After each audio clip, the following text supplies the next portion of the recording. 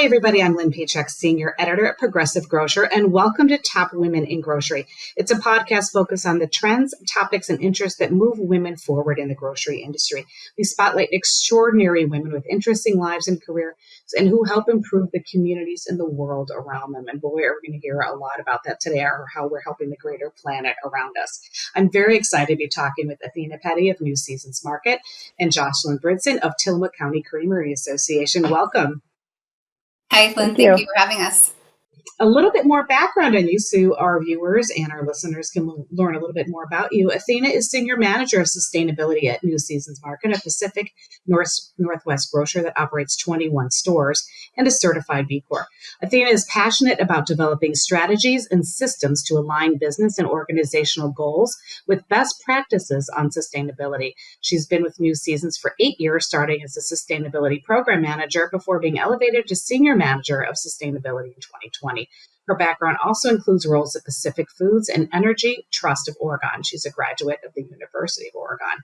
Jocelyn is Director of Environment and Community Impact at Tillamook County Creamery Association. In her role, she leverages over 20 years of experiences working at the intersection of farming, management, and communications. She got started in her career working in the outdoors and joined Tillamook in 2020, working collaboratively to establish strategies and implement sustainability projects, of course, across farms, facilities, and their fleet. She also helps lead the Certified B Corp's philanthropy program centering around food security, agricultural advocacy, and helpful children. She enjoys collaborating and leading teams at a higher level, but also enjoys digging in the dirt, the details, and in some cases, the actual soil as a certified crop advisor. In addition to Tillamook, she worked at Rio Farms as a Director of Environmental Sciences and Resources and chaired the Environmental Farming Act Science Advisory Panel at the California Department of Food and Agriculture. So welcome. Thank you. Thank you. And you've worked together on a partnership, right? Tillamook teamed up with New Seasons and a fellow certified B Corp to undertake a long-term manure management program with the co-op's local dairy farms, and with a little bit of help from a grant. So tell us a little bit more about that collaboration between your organizations, how you connected and how you found each other with mutual goals. Yeah, I'll take a shot at that, but Athena, please jump in. So we're both based and founded in the Pacific Northwest. Tillamook is a 115-year-old farmer-owned dairy co-op, and I believe New Seasons is about 25 years old and a local grocer. So we had that locality connection. We also are certified B Corp, so we really want to use our business as a force for good. And B Corps mean that we meet some of the highest standards for social and environmental compliance, but also transparency and accountability. So we partnered really on three things in the last few years. We wanted to focus on restoring riparian habitat on a local dairy farm. And what that does is it protects water quality. It, of course, creates habitat above ground, but it also helps sequester carbon. And it's really one of those regenerative agriculture practices, which both New Seasons and Tillamook have goals for. The second way we partnered is on a very large, what is called the RCPP grant. It's a Regional Conservation Partnership Program grant from USDA. Tillamook went after this grant last year. And as the name implies, you have to recruit partner funds to help make your grant application a success. So we're really excited to announce that, New Seasons signed on with us. And the focus of that grant, it was over 5 years, is to improve manure management practices on our member farms. So that will help reduce greenhouse gas emissions into the future and also protect water quality. And, we're very grateful New Seasons' commitment to their climate goals are very much in line with our climate goals to reduce emissions into the future. And then the third way, which, maybe Athena can explain more today, is a campaign that we had during April. New Seasons helped gather a number of brands at their store, and 1% of our sales went to a nonprofit called Zero Foodprint. And what Zero Foodprint does is they take donations and they route it directly back to farmers that are using these types of practices. So regenerative agricultural practices like cover cropping, low or no-till, or what we did, which is planting riparian habitat. So very excited on these 3 different ways that we've recently partnered. That sounds fabulous. Athena, you want to jump in a little bit and kind of share your perspective of how the collaboration Sure. started Yeah. and how it's been? I think Jocelyn did a great job of explaining it. I mean, it's the two brands have sort of been in partnership since New Seasons opened. I think Tillamook has been literally on our shelves since day one. And so there had always been a strong respect for the other brand. And then, especially when I think Tillamook received their recent, their B Corp certification for the first time a few years ago, we started seeing each other in even more circles where it was very clear that our goals aligned. And also, Jocelyn and I have just over the last several years started having a kind of a budding friendship. And when we were able to see each other at all of these events and talk about some of the things that we were each working on, we just realized there was like so much momentum behind the two brands showing up together and what we're able to do when we come together in partnership with other brands is scale our effort through additional funds and momentum and media and press and then, actual impacts grow. So that's been really fun and exciting to kind of be part of that flow. And the fact that you're both certified B Corps, I mean, the timing is great for that as well. Yeah, we're actually in our B Corp certification process right now.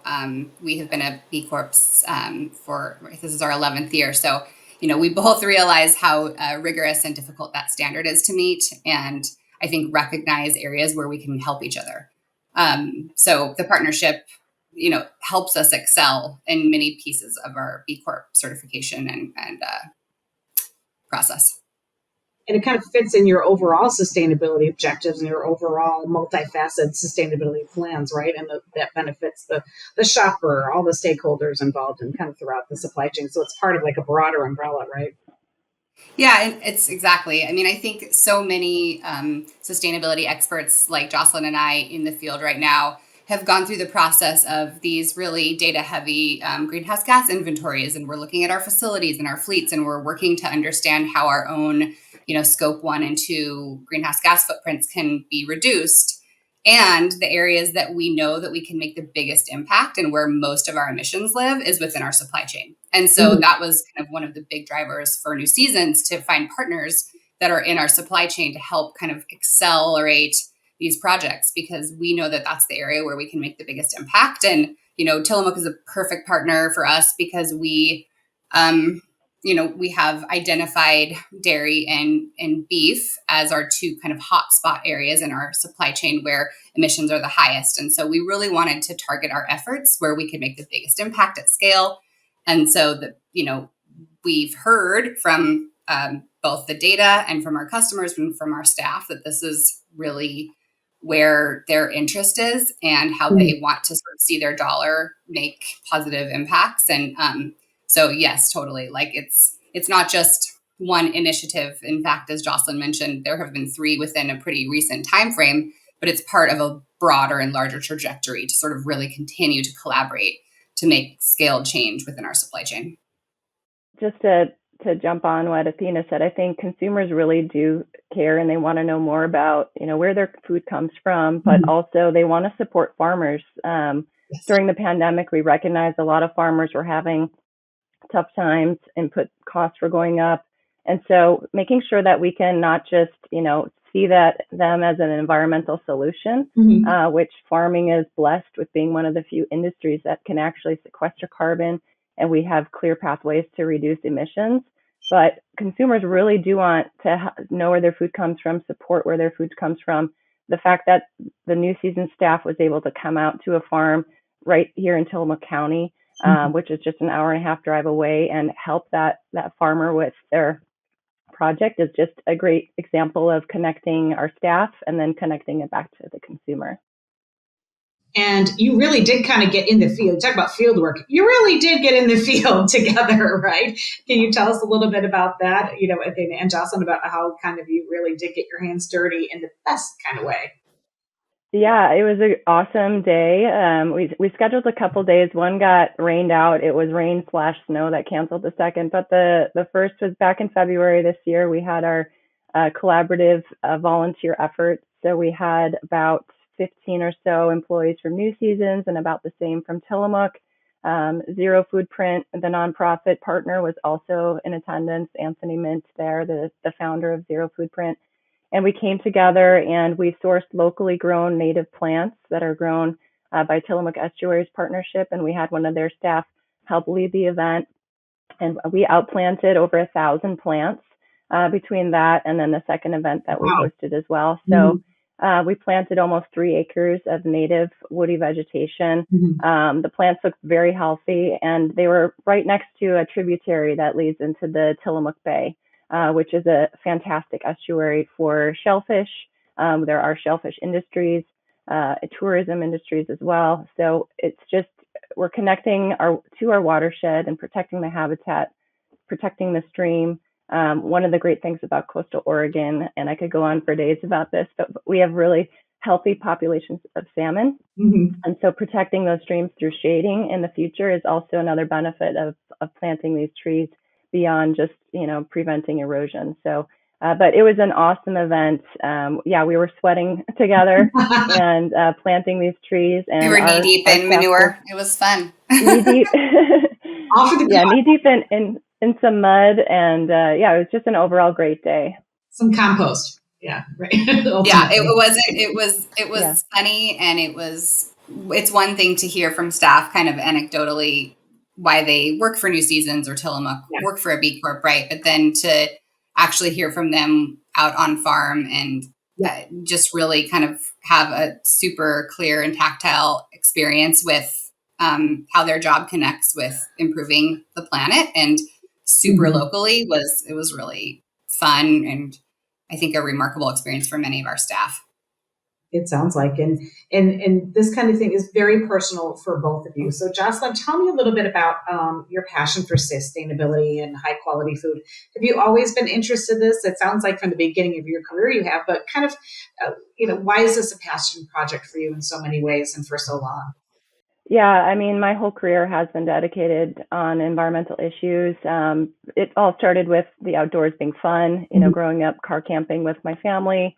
It's also quite interesting. I just really was curious about how our planet works. So I got a degree in conservation biology and then a master's degree in environmental science and management. And, that curiosity fed into that passion.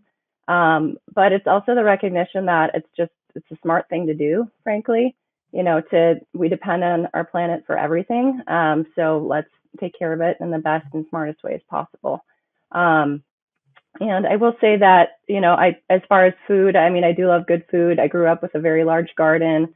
I'm one generation off the farm. My grandparents grew up on farms, and they continued that trend with, the Victory Gardens after World War II. So I remember early days harvesting produce from my garden, and I still garden myself. So I'm connected to good food in that way.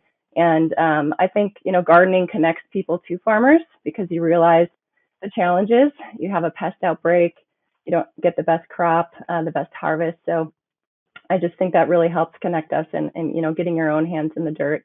But linked to Tillamook, I feel very privileged to work for farmers. I believe in farmers. They're some of the hardest working people out there, day in, day out. They are in many ways managing quite a lot of our land.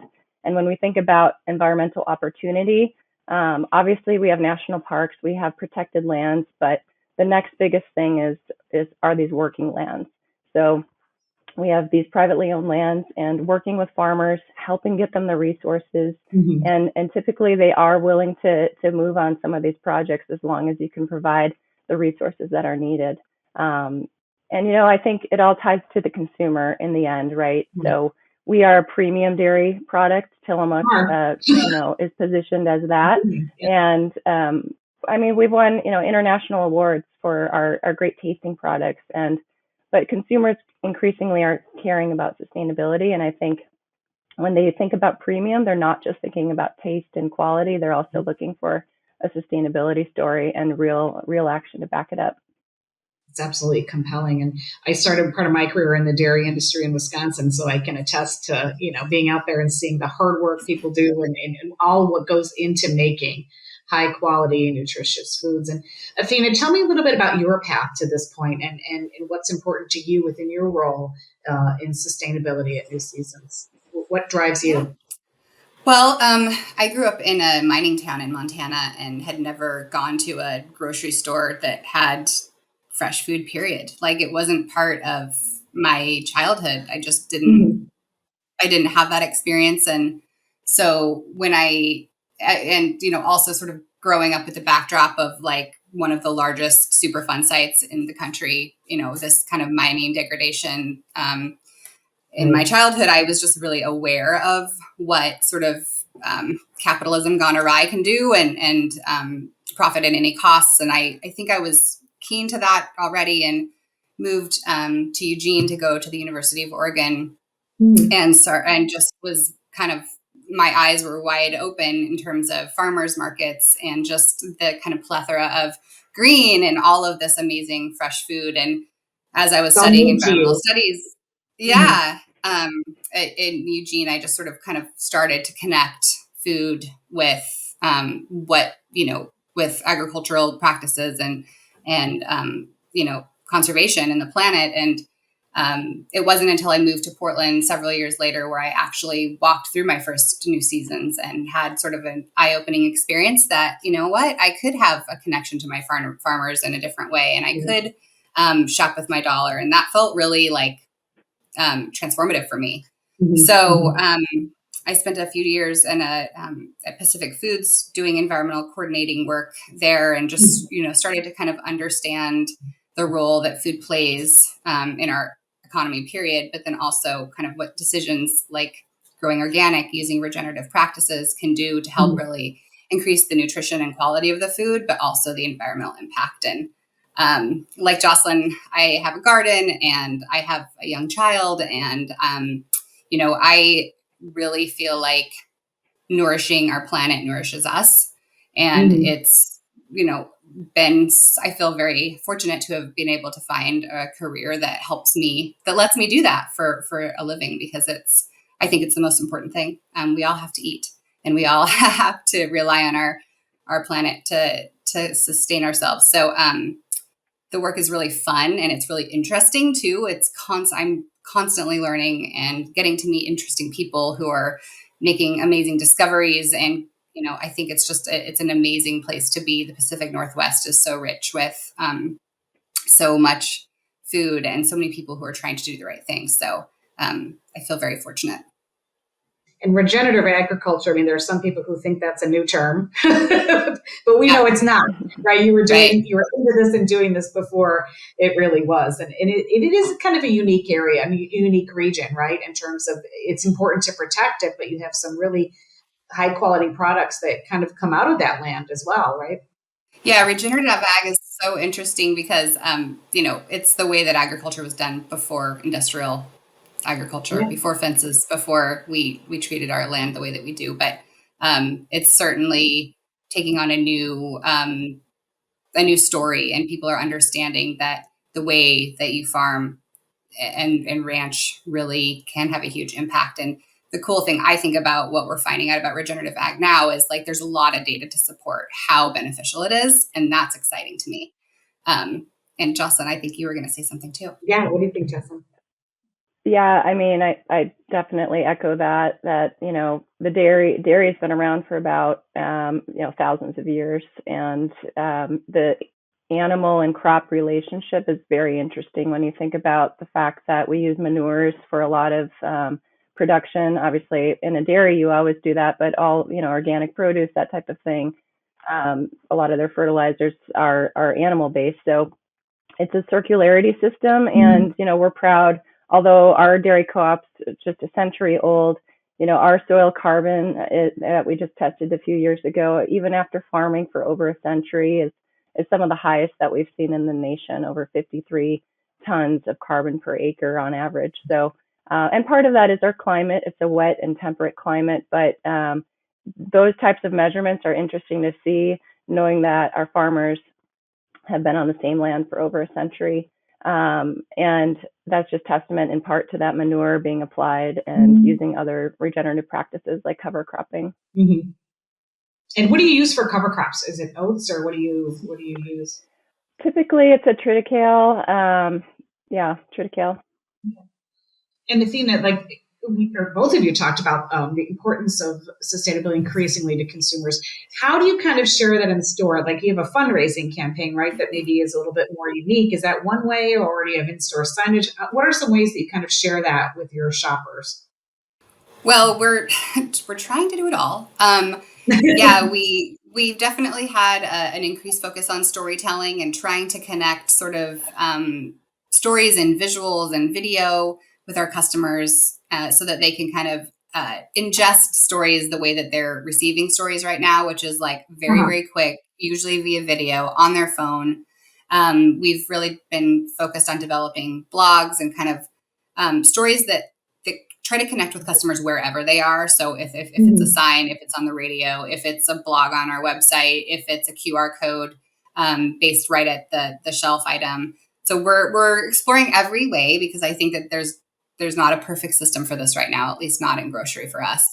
And in April, we did do a really cool event. Jocelyn kind of nodded to this earlier, but we had never done it before. It was a month-long event where we had 25 other brands commit to donating 1% of their sales in partnership with us to an organization who we've been really, really excited about working with called Zero Foodprint. And we went after, every channel in terms of getting to our customers, and as did many of the brands who were joining us. And we were able to raise, nearly $60,000 for this organization. Some of those dollars were matched and go directly back to farmers and ranchers. Jocelyn, tell me a little bit about how you also do storytelling on packaging, your supporting materials. You're out there winning all the awards for cheese that aren't nailed down, but you, right, especially recently, but you really kind of engage with your consumers directly with information on how quality ties with nourishing the planet.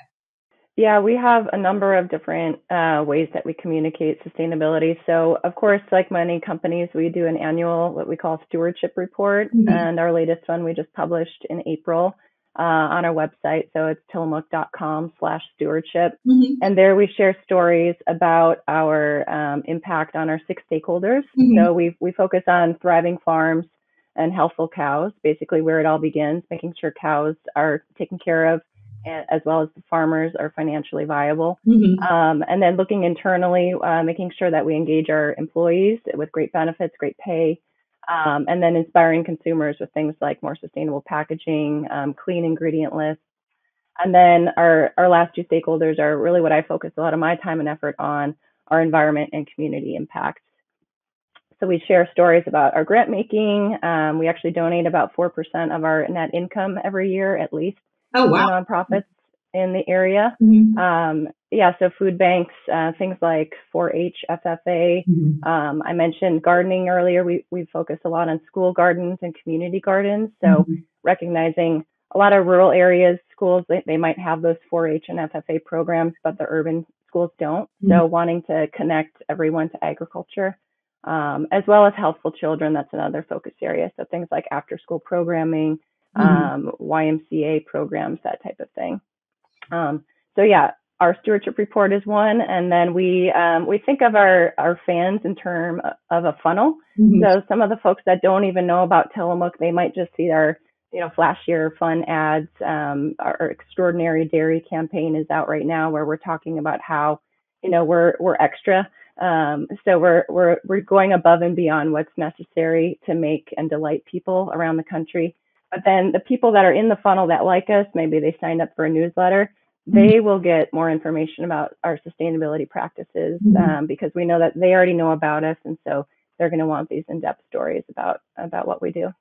And it's kind of table stakes for younger consumers. And, I think that it's FFA people who are naturally kind of involved in it, but urban younger consumers, children, it's becoming table stakes, right? Is that what you see happening?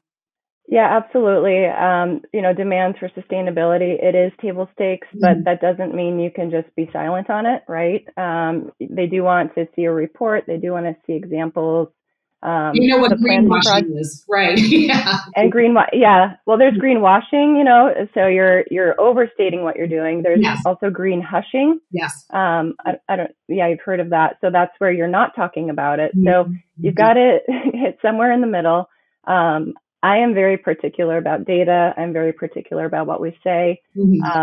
about 10, 15 years ago, you saw a lot of sustainability people coming out of marketing departments and saying like, oh, let's just put this on there.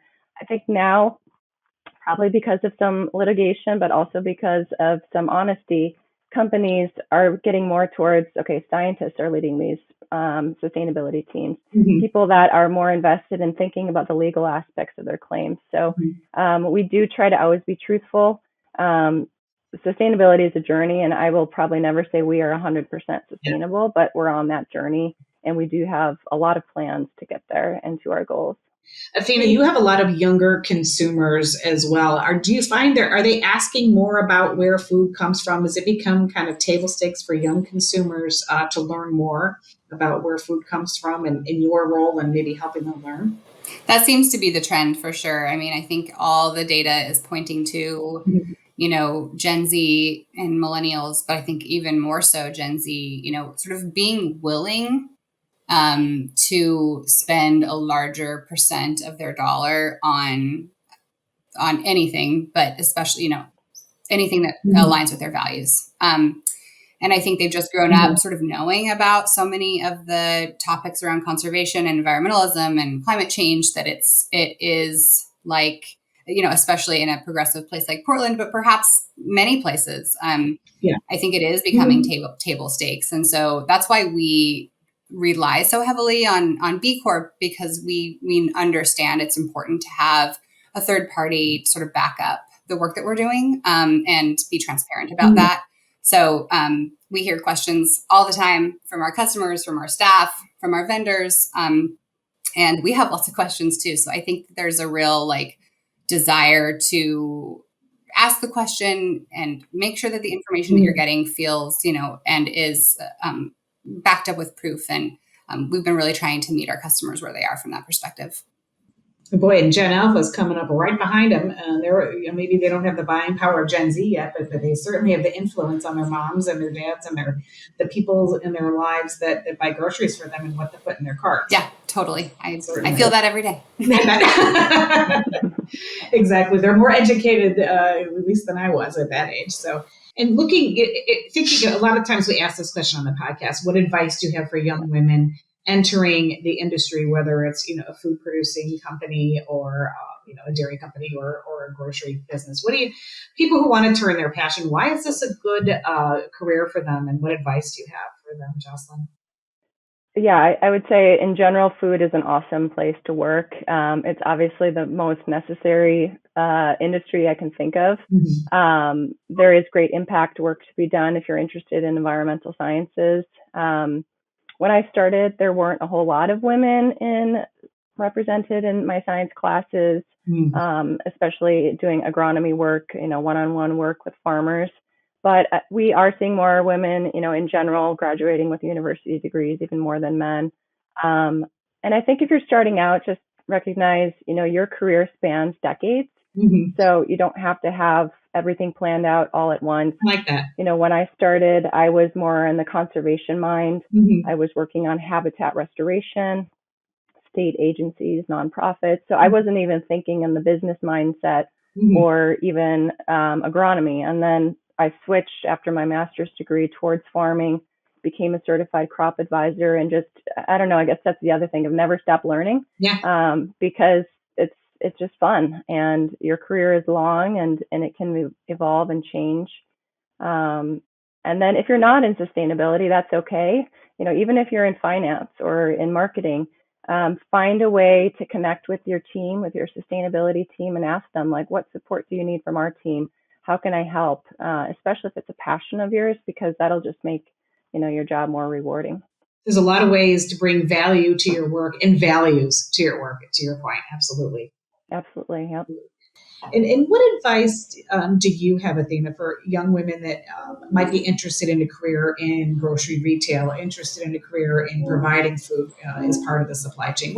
What advice do you have for them to kind of marry their interests and their passion with such a vibrant industry?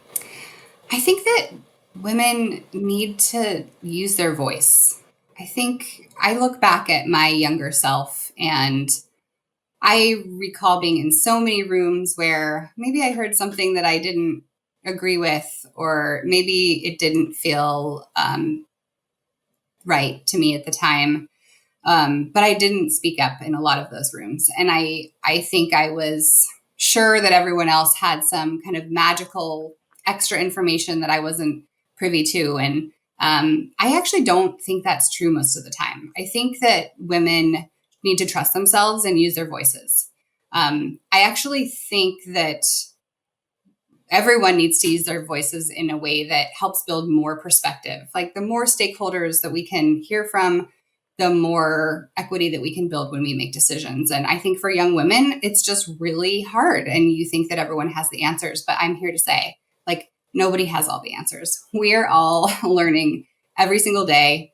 I'm 20 years into this now, and I can say that with complete certainty. And so even if it feels a little bit scary, testing it out and, raising your hand more. And I think that people will really be happy to hear from them. So that's maybe the one takeaway I would suggest.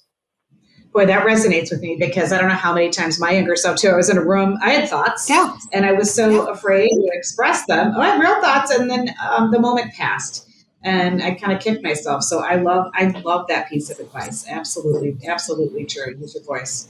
Yeah. Use your voice because that's it takes lots of voices to change the way things are done, and in some ways, kind of go back to the way things were. Totally. Well, thank you so much for joining us today. I appreciate it. And you both had such great insights, and just keep on doing that wonderful work. Thank you. And if you have an idea for a podcast, feel free to reach out to me at lpetrack@EnsembleIQ, and have a wonderful day.